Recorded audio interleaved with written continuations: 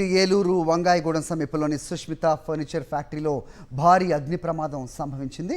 Hanuman junction, కైకలూరుతో పాటుగా ఏలూరు ఇతర ప్రాంతాల నుంచి వచ్చిన 5 ఫైర్ ఇంజిన్ల సాయంతో మంటలను అదుపు చేస్తున్నామని ఏలూరు డీఎస్పీ శ్రవణ్ కుమార్, జిల్లా ఇన్ఛార్జ్ ఫైర్ ఆఫీసర్ శ్రీనివాసరావు తెలిపారు.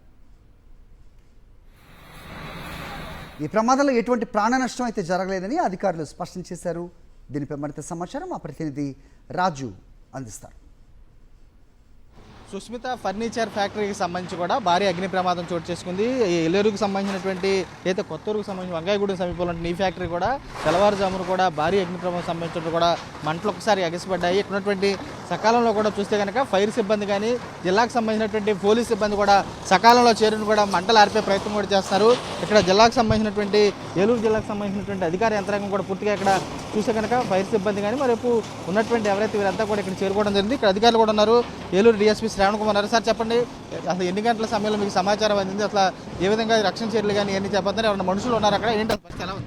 ఈరోజు ఉదయం సుమారు 7 గంటల ప్రాంతంలో ఈ యొక్క వంగాయగూడెంలో ఉన్నటువంటి Sushmita furniture and foam works లిమిట్స్లో ఫైర్ యాక్సిడెంట్ స్టార్ట్ అయిందని చెప్పి తెలిసింది. వెంటనే మా సిబ్బందిని అప్రమత్తం చేసి ట్రాఫిక్ డైవర్ట్ చేయడంతో పాటు ఎలక్ట్రికల్ డిపార్ట్మెంట్ వాళ్ళని పవర్ కట్ చేయించడం, అదేవిధంగా ఫైర్ ఇంజిన్స్ని కూడా ఇమీడియట్గా రంగంలోకి దిగటం, అలానే డిస్ట్రిక్ట్ ఫైర్ ఆఫీసర్ గారు వీళ్ళందరూ కూడా వెంటనే వాళ్ళు సమాచారం ఇచ్చిన వెంటనే మిగతా చోట్ల మన కైకలూరు నుంచి, హనుమాన్ జంక్షన్ నుంచి మొత్తం 5 ఫైర్ ఇంజిన్లు రప్పించాము.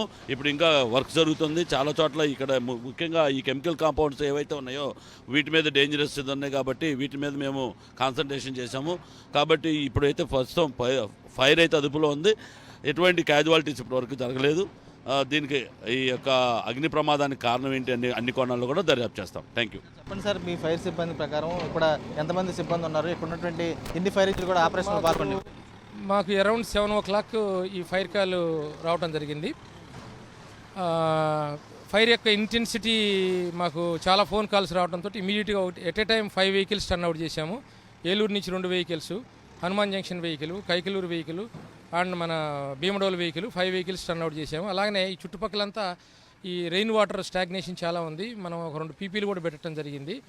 ఎనీహౌ ఇది ఫర్నిచర్ వర్క్స్ 100% అంతా కంట్రోల్ అయిపోయింది ఫైర్. ఇప్పుడు ఈ బ్యాక్ సైడ్ ఉన్న, ఇప్పుడు మీరు నుంచో ఉన్న బ్యాక్ సైడ్ ఉన్న ఈ లేటెక్స్ ట్యాంకులు ఉన్నాయి కదా, ఈ ట్యాంకుల్లో ఇప్పుడు దాకా చాలా సమయం తీసుకుంది. ఇవి కూడా అండర్ కంట్రోల్లోకి వచ్చినాయి.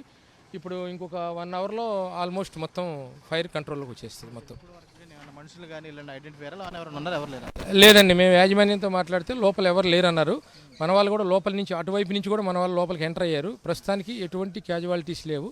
కాజ్ ఆఫ్ ఫైర్ ఏంది అనేది నెక్స్ట్ ఈ ఫైర్ అంతా అయిపోయిన తర్వాత will think out with police. అది ఇంకా ఐడియా రాలేదండి. ఇంకా ఫైర్లో ఉన్నాం కాబట్టి ఇంకా టైం పడుతుంది. సిబ్బంది మొత్తం నియర్లీ ఒక 40 members వరకు ఉన్నారండి టోటల్. 7 గంటల ప్రాంతంలో కూడా ఈ ప్రమాదం సంభవించింది. ప్రమాదానికి గల కారణాలు ఏంటో కూడా దర్యాప్తులో కూడా వెల్లడిస్తామని చెప్పి కూడా పోలీసులు కూడా స్పష్టం చేసి కూడా కనబడుతుంది. కృష్ణ కుమార్ రాజు, సాక్షి టీవీ, ఏలూరు నుంచి.